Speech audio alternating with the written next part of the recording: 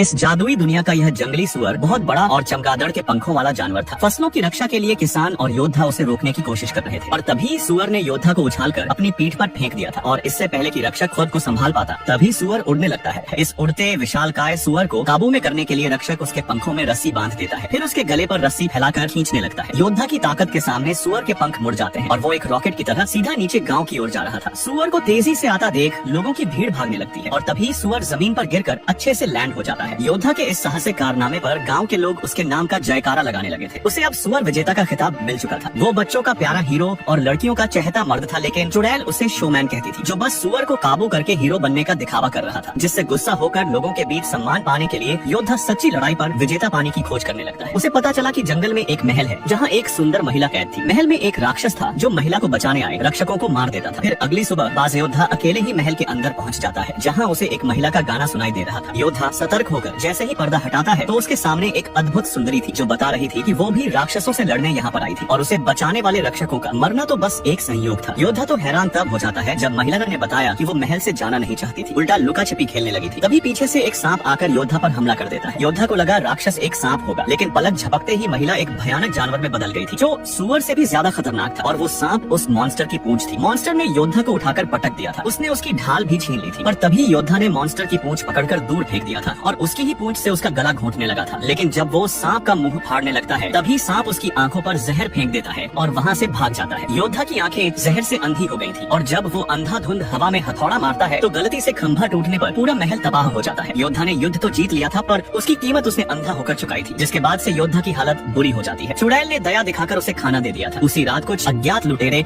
गाँव में हमला कर देते हैं। उन्होंने चुड़ैल को उठा लिया था। योद्धा उनसे लड़ने की बहुत कोशिश करता है, लेकिन अंधा होने से वो हार जाता है। अगले दिन उसकी आंख लुटेरों के जहाज पर खुलती है। लुटेरों ने सबको गुलाम बनाकर रखा था। तभी एक आदमी फल के साथ साथ लुटेरों का एक चिराग चुरा लेता है। चिराग पर घिसते ही अचानक उसके अंदर से मिट्टी का जिन बाहर निकल आया था। इस विशालकाय दैत्य को देख लोग डर से छिपने लगे थे, लेकिन तभी एक लुटेरा कूदकर अंदर आता है, पर जीनी ने उसे वापस ऊपर फेंक दिया था। बाज योद्धा अंधा था लेकिन शक्तिशाली भी बहुत था। वो जिनी को पकड़ता है और मारने लगता है। वो हर चीज को हथियार बनाकर हमला कर रहा था, और अंधा होने के कारण जिन उसको दूर फेंक देता है। जिन पागल हो चुका था, सबको मारने की धमकी दे रहा था। तभी गुलाम कुछ मंत्र बोलने लगता है, जिसके अगले पल ही मिट्टी का जिन वापस चिराग में कैद हो जाता है। यह जादुई चिराग था जो 3 इच्छाओं को पूरी कर सकता था, लेकिन तभी दूसरा लुटेरा आकर उसकी गर्दन पर तलवार रख देता है और चिराग वापस ले लेता है। कुछ दिनों बाद यह लोग एक रहस्यमयी देश पहुंच जाते हैं, जहां लुटेरे गुलाम को बाजार में बेचने लगे थे। इस बाजार में हर देश के लोग खरीदारी करने आते थे, क्योंकि यहाँ हर चीज मिल जाती थी। फिर एक अमीर आकर 500 साल पुरानी चुड़ैल पर बोली लगाता है, लेकिन चुड़ैल ने गुस्सा होकर उसके अखरोट तोड़ दिए थे। यह छोटी लड़की अपने घर में एक एलियन को देखकर डर जाती है और जोर से चिल्लाने लगती है। एलियन की गर्दन बहुत लंबी हो सकती थी। लड़की को चिल्लाता देख एलियन भी डर कर चिल्लाना शुरू कर देता है, जिससे माँ आवाज सुनकर तुरंत कमरे में आती है। लेकिन उससे पहले ही बच्चों ने एलियन को छुपा दिया था, क्योंकि लड़का जानता था कि अगर माँ को पता चला तो वो पुलिस को बुला लेगी और सरकार एलियन को पकड़कर ले जाएंगे। माँ के जाने के बाद बच्चे हैरानी से एलियन को देखते हैं। फिर एलियन का घर जानने के लिए लड़का सौर मंडल का नक्शा निकालता है और पृथ्वी की जगह बताकर एलियन से उसका घर पूछता है कि वो कहाँ से आया है। लेकिन तभी एलियन अपनी शक्तियाँ दिखाने लगा था। उसने जेली बीन्स को नक्शे पर रखा और उन्हें हवा में उड़ाकर दूर पटक दिया था। शायद वो बताने की कोशिश कर रहा था कि उसका घर सौर मंडल से बहुत दूर है और अपने साथियों द्वारा गलती से पृथ्वी पर छोड़ दिए जाने से अब वो अकेला हो चुका है। कुछ दिनों बाद एलियन मानव संस्कृति सीख लेता है और इंसान के खाने पीने वाले पदार्थ का स्वाद चखने लगता है। उसने गलती से बियर पी ली थी, जिसके चढ़ने पर वो नशे में नीचे गिर जाता है। जब बच्चे घर लौटे तो एलियन अचानक बोलने लगा था, जिसे देख बच्चे हैरान थे। एलियन ने अभी अभी बोलना सीखा था, जिससे लड़का समझ जाता है कि वो घर जाना चाहता है। लड़का एलियन को कुछ सामान देता है ताकि वो अंतरिक्ष से संपर्क करने का उपकरण बना सके। फिर रात में वो जंगल जाते हैं और हवा में उड़कर उपकरण से अंतरिक्ष में संदेश भेजने लगते हैं। लेकिन 5 घंटे तक इंतजार करने के बाद भी उनको कोई जवाब नहीं आता। लड़का सोचने लगता है कि अगर एलियन नहीं जा पाया तो उसका क्या होगा। एलियन उसको सांत्वना देकर चुपचाप आकाश को देखता रहता है। लेकिन सुबह होने पर जब लड़का जागा